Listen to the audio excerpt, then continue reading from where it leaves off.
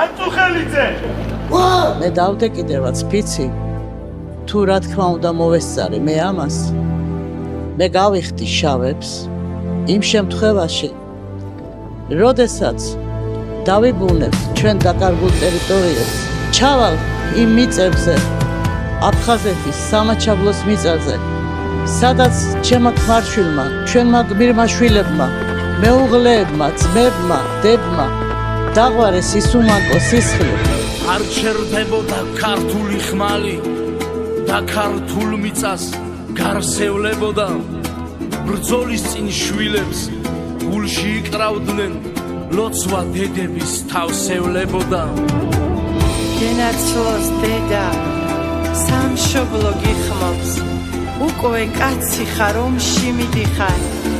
ჩვენი ყოფა ხომ უფლისნება, ნახოს ქვეყანამ რა გამიზრდიხარ. არქნას უფალმა ფეხარ დაგიცდეს, არც უკან დასდგა ნაბიჯი ერთი. მუდამ გახსოვდეს რისთვის გებრძვიან, მუდამ გახსოვდეს გიყურებს ღმერთი. ოღონდ არ შერცხვე, ნუ მაღკლავ დედას და ნუ ჩაუქრობ სინათლეს თვალთა.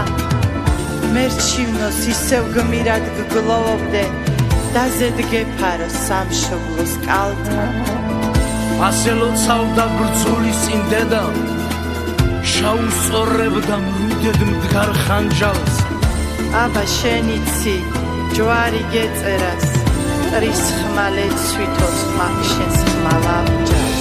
ერიცა ხვდება თავის ნახუმრალს, ღვთის მშობლის კალთაზე ცად გვახურავს. ღვთის მშობლის კალთაზე ცად გვახურავს. მაინც დილობენ ცოდვის შვილები, ყველა საუფლო კარის დახურვას, ყველა საუფლო კარის დახურვას.